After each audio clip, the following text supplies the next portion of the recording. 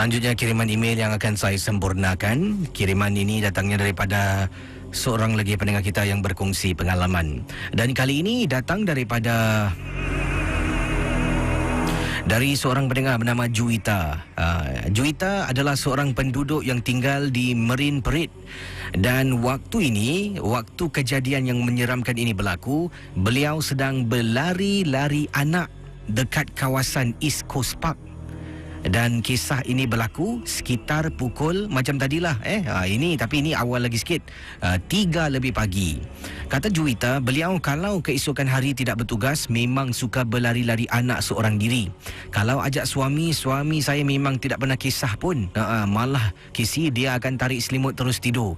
Saya ni pula kalau ada peluang saya akan berlari-lari anak, khususnya kalau keesokan harinya saya cuti dan tidak bertugas.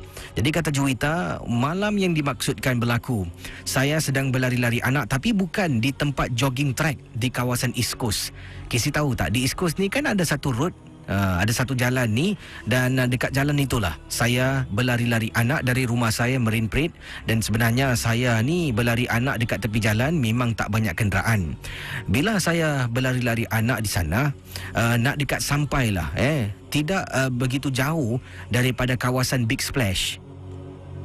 Di tepi jalan tu saya ternampak seorang makcik yang tidak berselipar berkaki ayam dan kelihatan dia mundar-mandir kisi. Mundar-mandir tempat yang sama. Dari jauh saya lihat makcik ni. Kemudian saya menghampiri makcik ni, maksudkan saya pun menegur. Saya tanya, Cik cari apa, Cik? Jadi makcik ni mula-mula tak layan saya. Saya tegur lagi, Makcik cari apa? Dia tanya pada saya, Makcik cari anak makcik, boleh tolong tak? Jadi saya pun, anak makcik dari mana ni? Makcik dari mana? Tak tahu, makcik cari anak makcik. Boleh tolong makcik tak? Jadi saya tengok dah makcik ni malai macam kisi, kata Juwita. Saya pun keluarkanlah telefon bimbit saya. Saya kata pada makcik ni sekejap saya telefon pihak berkuasa, itu pihak polis lah, kalau mereka boleh membantu menghantar makcik ini pulang.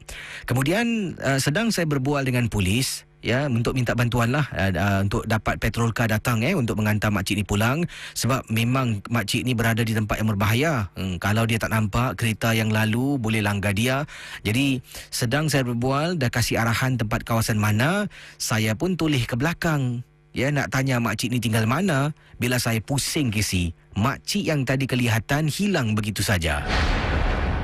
Kemudian saya toleh, Cik kisi, antara jalan yang dimaksudkan, bila saya berdiri, sebelah kiri saya adalah hutan-hutan kecil, sebelah kanan saya jalan raya dan juga expressway ECP. Jadi ke mana makcik itu boleh hilang? Takkanlah dia masuk dalam hutan. Bila saya jalan sedikit kisi, baru saya perasan. Kisi nak tahu tak? Di sana, dekat jalan yang disebutkan tu, ada satu papan tanda polis mengatakan di kawasan itu, betul-betul dekat jalan saya berdiri itu, ada kemalangan yang membawa maut. Polis minta saksi telefon. Kemudian saya terperanjat kisi. Saya terus kata pada pegawai polis, saya minta maaf. Saya kata tak apa, tak ada apa-apa, mungkin kekeliruan. Jadi saya letak telefon. Bila saya pusing balik, tak berani saya nak teruskan menuju ke arah Big Splash, saya patah balik, saya pusing. Berlari-lari anak, lebih kurang dah jauh jaraknya, dalam 500 meter kisi. Saya sempat toleh ke belakang, nampak makcik yang sama mundar-mandir seolah-olah sedang mencari sesuatu. Itulah peristiwa yang menyeramkan berlaku dekat kawasan ECP di tepi jalan raya. Terima kasih. Kiriman daripada Juwita dan selamat tengah malam. Saudara, kisah-kisah yang bakal anda dengar dalam Misteri Jam 12, anggaplah ia hanya satu hiburan. Tidak ada sesiapa yang boleh mengesahkan kebenarannya. Kalau anda rasa takut, perlahankanlah suara radio anda. Misteri Jam 12, hanya satu hiburan. Macam mana? Dari kisah ni, agak-agak anda siapa makcik tu Adakah mungkin makcik tu mangsa kemalangan jalan raya. Dah telefon, pusing tengok betul-betul. Rupanya tepi jalan tu ada tersembunyi lah, mungkin terselindung ke ataupun terlepas pandang ke benda yang beliau nampak tu papan tanda polis lah. Ingin minta saksi bagi kemalangan jalan raya yang berlaku dekat kawasan itu. Dan mungkin itu adalah makcik yang sama, saya tak pasti, tapi kata Juwita lah, setelah kejadian itu dia rasa tak sedap hati, tak berani teruskan untuk berlari-lari anak sampai ke Big Splash, malah beliau patah balik dan teruskan berlari-lari anak. Kalau saya ni langsunglah patah balik terus balik rumah lagi bagus. Pukul 3 pagi jogging seorang. Berani betul lah. Orang perempuan lebih berani dia orang lelaki Macam mana tu? Baik, saudara, teman-teman Ria, saya akan terus bacakan kiriman SMS anda. Kalau ada pengalaman misteri, anda boleh kirimkan SMS kepada saya dengan kodnya Club KLUB, jarak nama anda, kisah misteri anda dan hantarkan ke talian 72346. Berikut ini kisah yang ingin saya ketengahkan adalah SMS yang saya terima.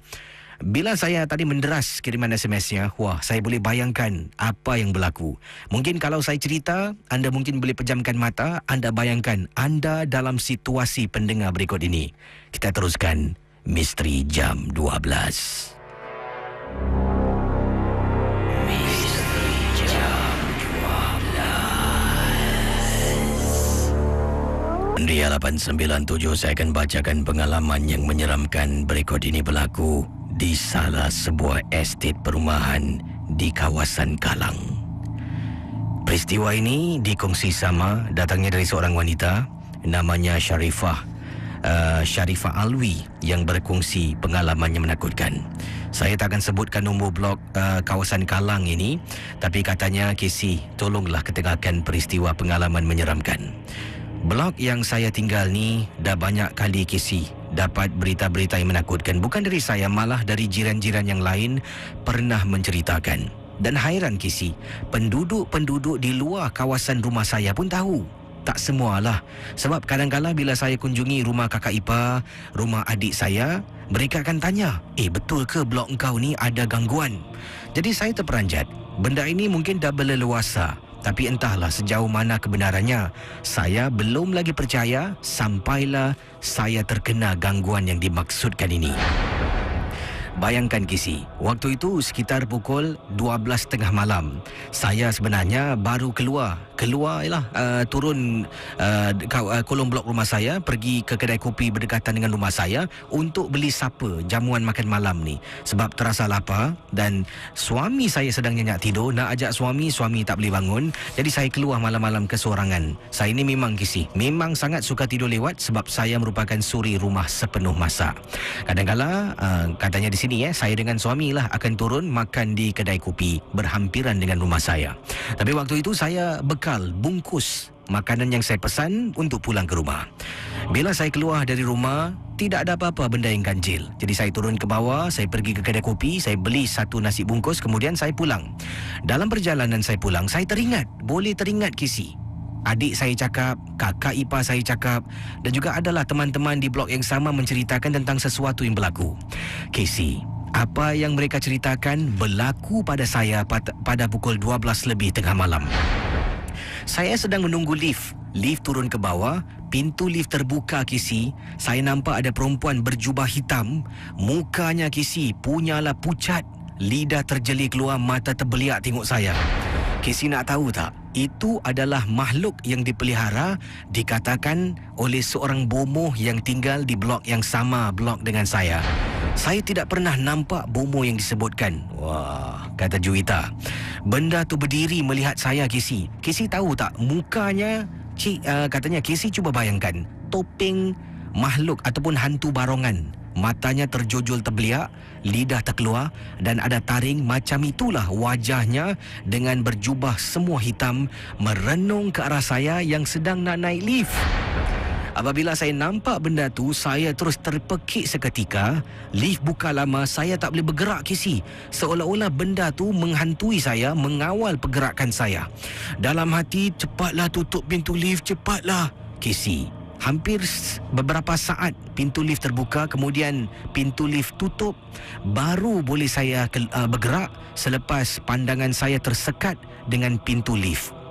Saya tak berani naik lift. Saya naik tangga walaupun rumah saya di tingkat 5. Saya naik tangga tak berani nak pandang ke arah lift. Saya naik perlahan-lahan, mulut saya komat kamit, badan saya rapatkan dengan tembok. Takut-takut benda tu menjelma dari belakang. Sampai rumah, mengucap kisi, masuk beri salam, tutup pintu, terjungap-jungap nafas saya. Akhirnya, makanan yang saya beli, saya tidak makan kisi. Saya simpan dalam peti ais, saya tidur sampailah ke pagi. Sejak malam itu, barulah saya percaya tentang pengalaman yang diceritakan ataupun mereka yang mendengar tentang gangguan yang berlaku di estet perumahan saya di kawasan Kalang. Saudara, kisah-kisah yang bakal anda dengar dalam Misteri Jam 12, anggaplah ia hanya satu hiburan. Tidak ada sesiapa yang boleh mengesahkan kebenarannya. Kalau anda rasa takut, perlahankanlah suara radio anda. Misteri Jam 12, hanya satu hiburan.